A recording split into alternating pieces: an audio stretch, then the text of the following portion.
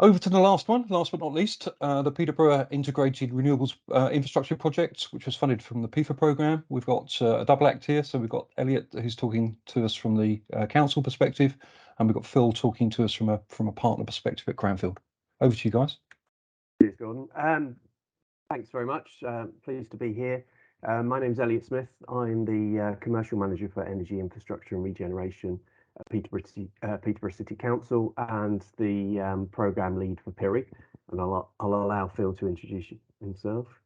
Thanks, Elliot. Morning, everybody. So I'm Phil Longhurst from Cranfield University, Prof of Environment and Energy Technology, and part of the PIRI team sharing information about the project development. Thanks, Elliot. Cheers, Phil.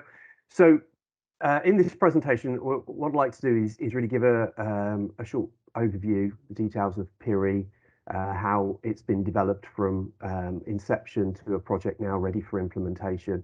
We'll give a short overview of the process of the design, technical and financial and environment benefits, and the proposed low carbon multi-energy vector scheme and the benefits that it will bring to the city. It brought together a range of partners, which you can see there at the bottom of the screen, Cranfield obviously being one of those. Next slide, please. So just to give a quick background, PIRI stands for the Peterborough Integrated Renewables Infrastructure, which is a bit of a mouthful. But the idea really from the outset was that we would be looking at creating enabling infrastructure that is technology agnostic. So really creating an infrastructure that was integrated that would allow us to include things like battery storage, solar PV, new technologies that would come on board. We brought together a range of partners for that, which included private sector, with whom we work particularly well, the university to help us and provide a little bit more academic rigor, and other partners as well.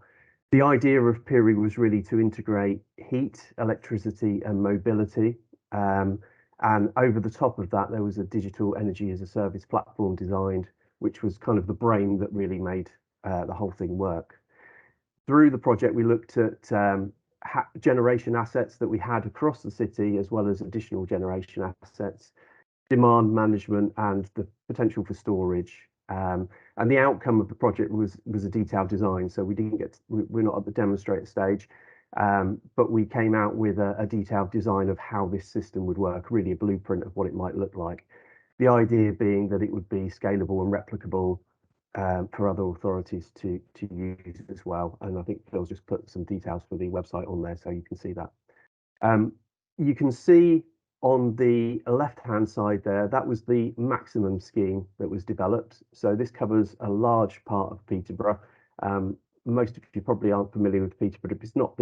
It's a fairly large area within the Midlands, but this particular maximum scheme covers quite a lot of the city centre location, including the industrial area. And we had a master plan done in July 2019, which really was the foundation for a lot of the heat network element of the scheme.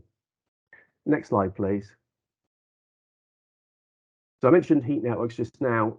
For those of you that have been involved with heat networks, you'll probably be familiar with this diagram. Designing low carbon energy networks is quite complicated and it's a multi-stage process. This diagram is from HNDU. It's from Bayes' overview of how schemes are developed, and we followed this for the heat element and also the electricity network because it just made more sense to look at it together really as we work through the project. So the feasibility was completed in July 2021, and this required a fairly detailed analysis of a wide range of possible schemes and technical and commercial arrangements. Once this had been done, we moved on to the detailed project development, and that really occurred once we had settled on the preferred option from the techno-economic feasibility, and we identified sort of what the technical and commercial aspects would be. So it was a more rigorous exercise that was conducted focusing really on one scheme option, looking at the strategic, financial, commercial and legal implications for that scheme.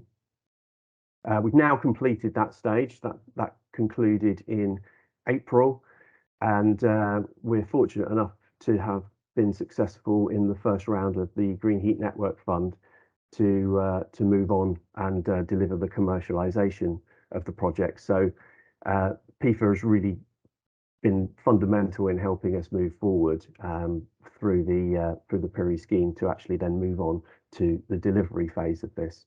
So next slide, please.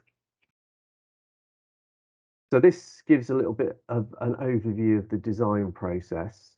So PIRI was taken from the initial concept to a ready-to-deliver multi-vector low-carbon energy scheme at a fairly accelerated pace. It took just over 2 years to conclude the detailed project development, which for a scheme like this, with the complexities it involved, is quite unknown. Often it'll take that long just to do one vector. We managed to do it for 3. So this is considerably less time than you would typically expect. We began with the identification of local low-carbon sources of heat and power, of which there were quite a few opportunities within Peterborough. Peterborough offers plentiful potential customers to connect as well, and off-takers for the PIRI energy network, spanning across public sector, commercial and industrial sector, as well as residential, although the focus of PIRI was predominantly on commercial and industrial areas around the energy recovery facility, which was the primary source. So we engaged with well over 100 stakeholders across the city, secured buy-in and support from some of the largest consumers of energy in Peterborough. We then planned the network route options and selected the most cost-effective and technically appropriate solutions. By undertaking rather a detailed cash flow analysis of all the technical solutions available, we were able to select the final scheme design, which led to the development of full technical specifications, financial projections, and a business case that was presented to the council for approval. The council were involved at all stages. We led the project, but we were involved in all the stages of the design process, really to ensure that the proposed scheme met the critical success factors that we had set at the start, which obviously included things like energy, carbon savings, and various other things.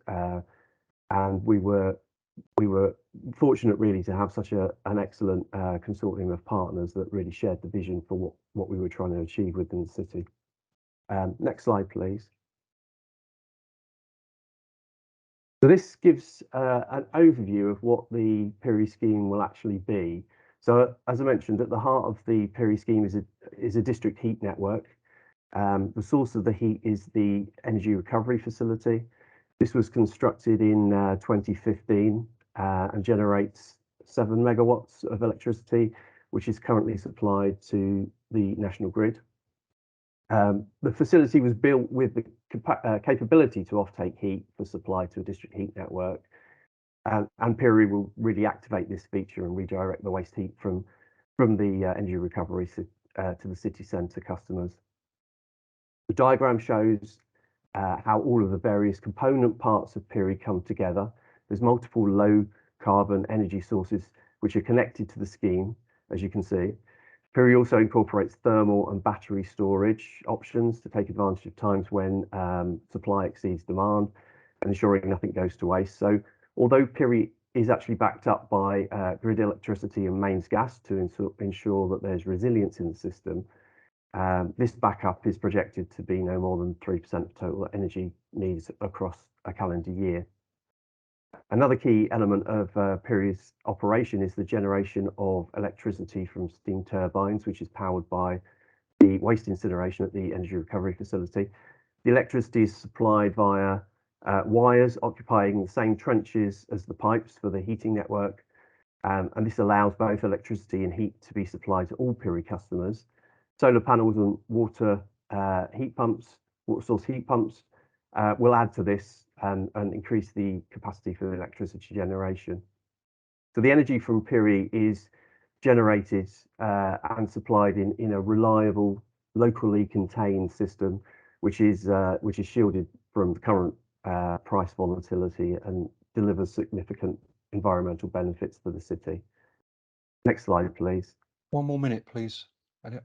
No worries. This is the last slide, I think, actually. So this is a route map of the final design, phases 1 and 2. This is what we've taken through to the Green Heat Network Fund.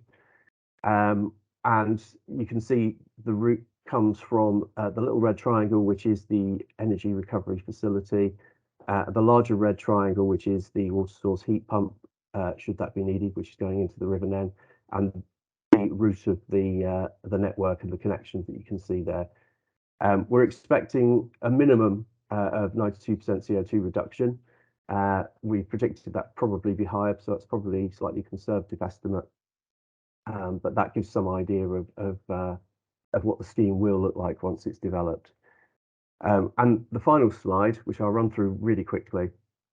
So where we are at the moment, we're involved in the heat network zoning pilot, which is really exciting and really providing some interesting insights, and will help support the commercial aspects of the heat network element. As I mentioned, we've been successful with Green Heat Network Fund, so we're in the commercialisation and delivery stage. We're seeking inward investment for the project. We have completed and had adopted the local area energy plan, which was accepted by councillors in December. And we're also part of the Pioneer Places with a project called Peterborough Accelerated Net Zero. So really all that has been off the back of the PIFA programme. It's been a real catalyst for action in Peterborough, so we're very grateful. Thanks very much. Thank you very much, both Phil and Elliot, for that. Thanks, Elliot.